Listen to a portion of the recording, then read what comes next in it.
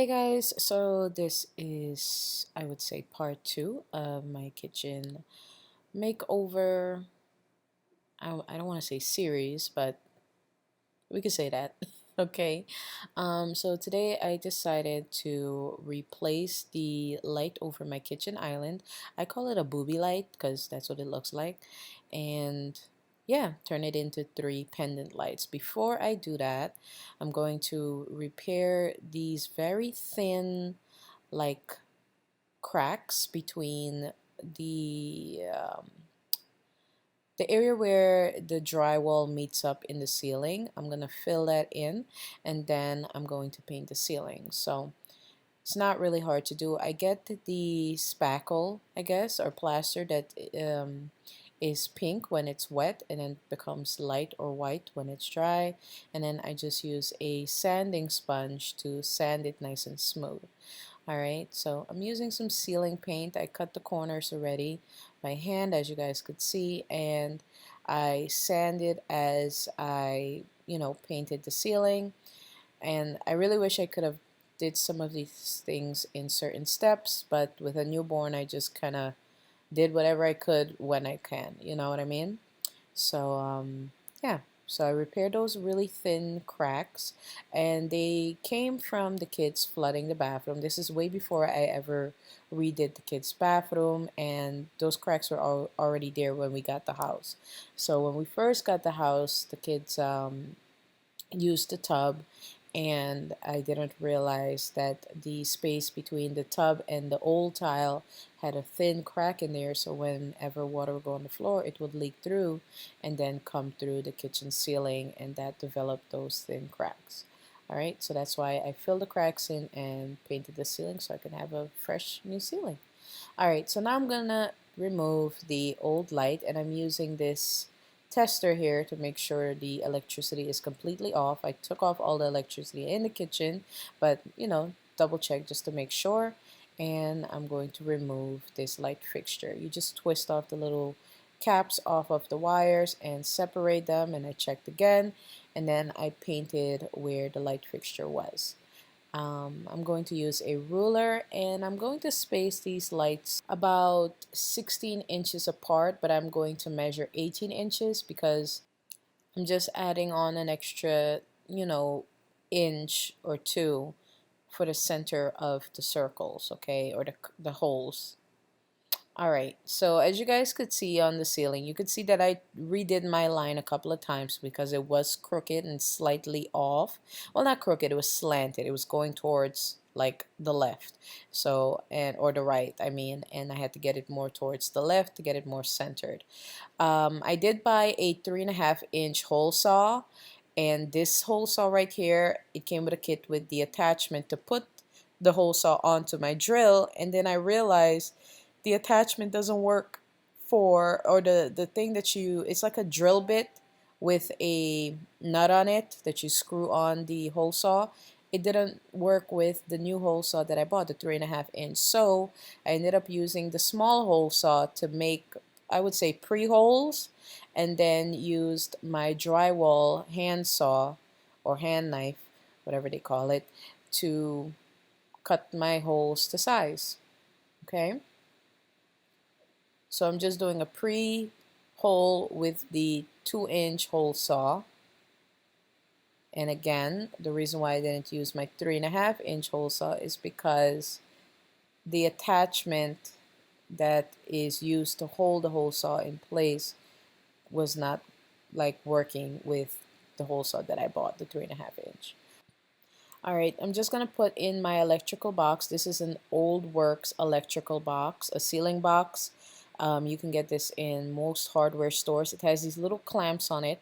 Once you get your box into place, and by the way, I am marking out where those clamps are so I can cut out those areas so it could slide in perfectly and then clamp down in place. Once you get the box into the drywall, into the ceiling, you screw it, and then the clamps open up and they tighten from the inside. So when you screw it, the clamps actually come down and tighten onto the drywall. Okay, I hope that makes sense. Here's a tip. The screws that are on these boxes are very cheap. So please be careful when using a drill to, get them to tighten. I do wish that my hole that I cut out, the bigger part of it, came out a bit neater, but it's okay. It still did what I needed it to do. So this is the main light box where the original light fixture was, and I'm using my drywall saw to kind of pull that clamp open to put in my Romex wire. Also got this from the hardware store, okay? And I ran into a joist in the ceiling. There is a bedroom above my kitchen, so it's not like I can go into the attic, okay? So what I did was cut out a little hole so I can get to that joist and make a hole through the joist, which is kind of like a stud, but joists are in the ceiling, okay? So I'm going to use my drill, make a hole in there. This is about, I want to say a 1/2 inch drill bit. That's what I want to say. Look, I'm not an electrician, okay? I'm not a professional or whatever. So if I'm saying some of these names wrong, I apologize. All right, so I'm going to pry open the clamp again from the original light box and put my Romex wire in there. I'm going to consider this video more of a watch me do my pendant lights more than a this is how you do your pendant lights, okay? If you feel uncomfortable, definitely hire an electrician. Okay, if you feel uncomfortable, that is completely fine. Hire an electrician. I did get a quote on having my pendant lights installed for me by an electrician, and he was going to charge $400 to install the lights. Okay, I had the original light fixture that was in the kitchen. I had those installed for $600. I had 4 of those light fixtures installed for $600, and when I took it down, I don't know if you go back in the beginning when I took it down, you can only see me take out 1 screw because there was only 1 screw holding that light fixture in. I paid someone $600 to put in 1 screw to hold in that light fixture, which is actually heavier than the pendant lights that I'm installing today in this video. So, that kind of bothered me. So, I'm saving my money. I already had someone, complain about me not giving my money to a local business. At the end of the day, it's my money and I spend it however I choose to spend it. I found that so interesting. All right, so I'm gonna run my wire through the joist and then through the new hole for the not new works, old works ceiling box, okay? So that's the hole that I made. I'm sorry, I'm holding the camera in my hand. I just wanted to get you guys real close so you could see. That's the hole that I made in the joist, and that's where it's coming out of, and that's where the electrical box is gonna go. This part of the wire is gonna get connected to the main light fixture, okay? So I'm going to run the wire through the electrical box, through the clamp, and put the box in place.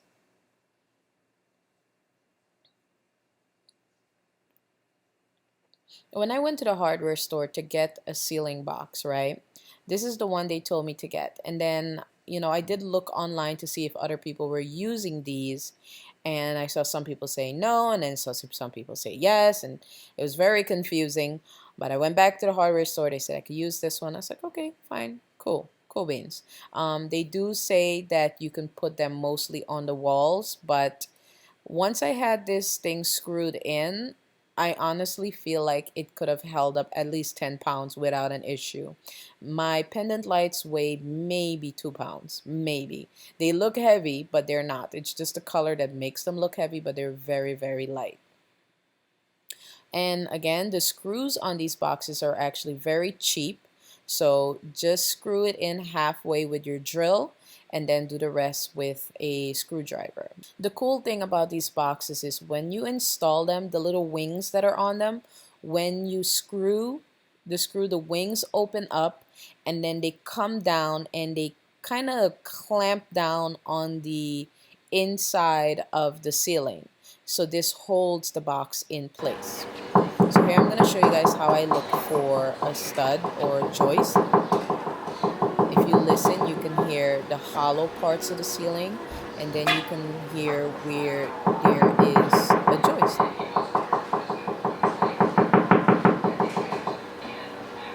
Once I figured out where my joist is, I'm gonna go ahead and cut out a hole.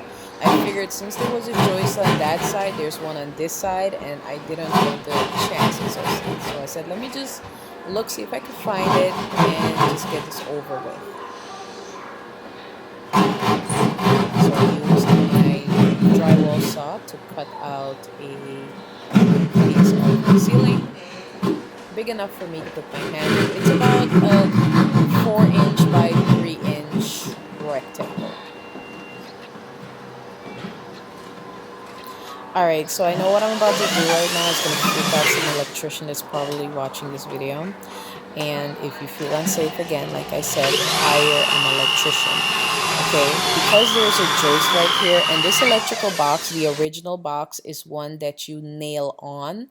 You know, there was no way for me to really put the wire through because the joist is right there and I don't have access to inside of the ceiling. So that's why I made the hole right there in the box on the side. Okay, it's pretty much like the little clamp holes. This one just doesn't have a clamp. Okay. All right, so I'm just gonna pull that through. So they do have different ceiling boxes. They have some that have these huge brackets and braces on them. They have some that you nail on, and most of those are for when you're doing new construction, when the ceiling is open and you can see everything. All right, so here I ran into another joist right there, took over about 80% of the hole. So I said, okay, what am I gonna do? So I went to the hardware store again. The only place that was open was this little local hardware store. So I went there, see what they had, and they only had these ceiling fan boxes. I needed a shallow box, I know that, and this was the only one they had. The guy said it holds up to 35 pounds. I said, well, I only need it to hold maybe 2 or 3 pounds, and he said this should work.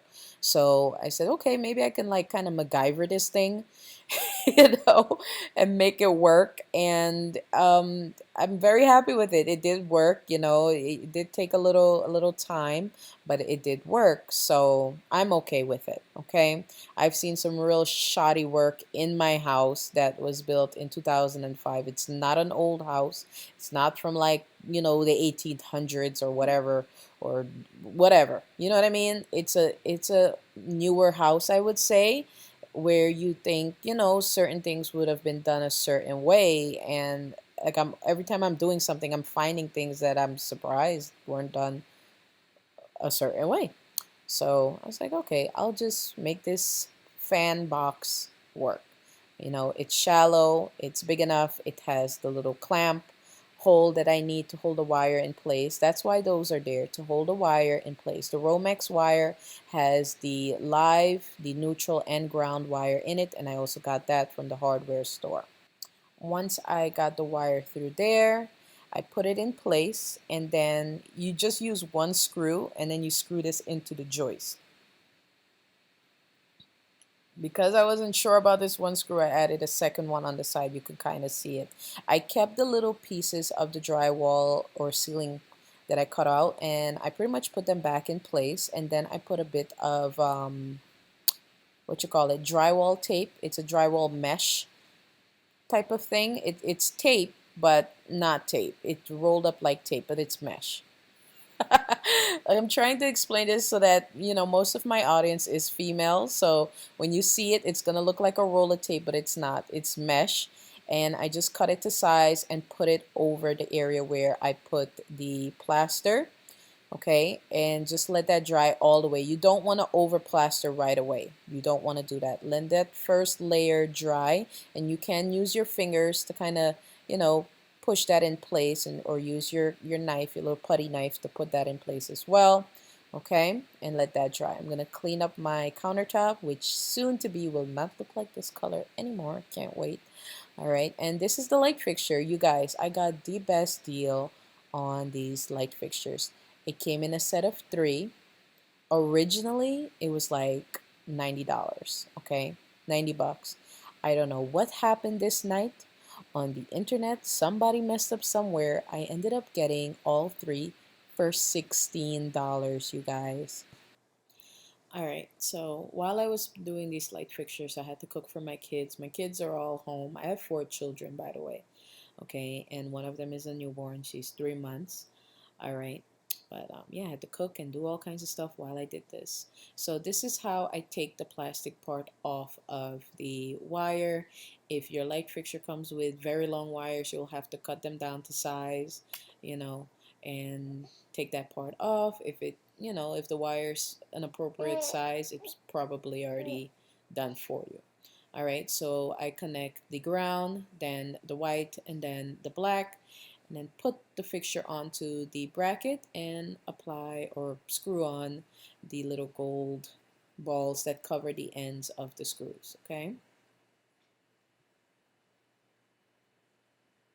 so here's where you put on the bracket onto the light box, and this one I'm putting onto the new ceiling box, the old work ceiling box that I installed. Some brackets have a little screw on them that's green. It says ground or GRND, something like that. You'll attach the ground wire, which is the copper looking wire, to that.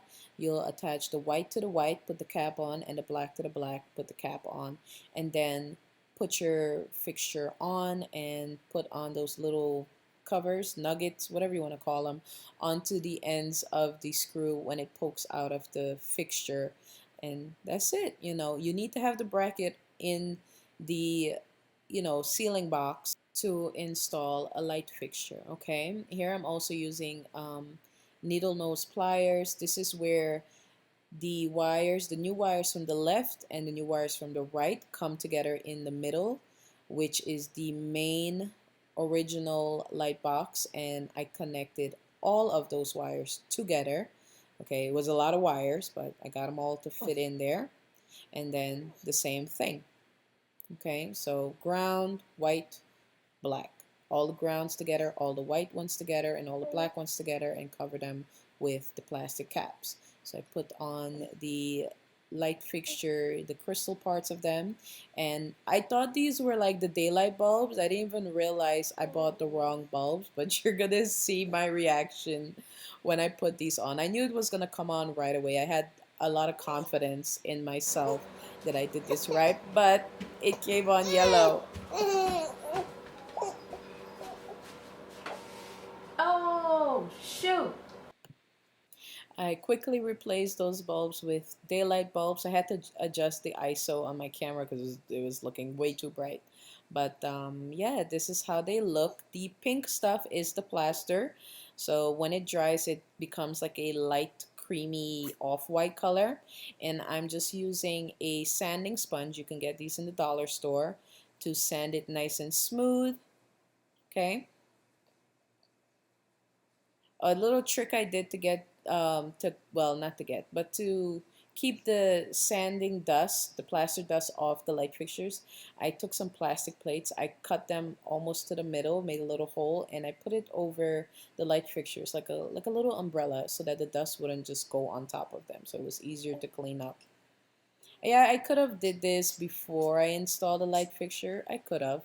But I figured since I kept touching the ceiling and, fingerprints, and I was using a pencil and stuff like that, it wasn't too much of an issue to just put some painter's tape on the light fixtures, at least on the bases, and to paint it. I used the brush first to brush on the paint, and then I used a paint roll to go over the areas because I did use pencil, a lot of times, and um, this way I was able to, just really cover it properly. If you do this, if you use an electrician or whatever, ask them to put painter's tape around the base. Well, they know what they're doing. I don't need to tell them what to do. Just mine just didn't know what he was doing. He just installed a light fixture with one screw. Anyways, this is the final product. This is how the kitchen looked before the original color, and this is after with gray and white cabinets. The next thing I'm going to be working on is the kitchen countertops, and I do plan on filming that for you guys. I appreciate the love and support you've given me on this channel, and I'll see you all very soon in another video. Bye guys.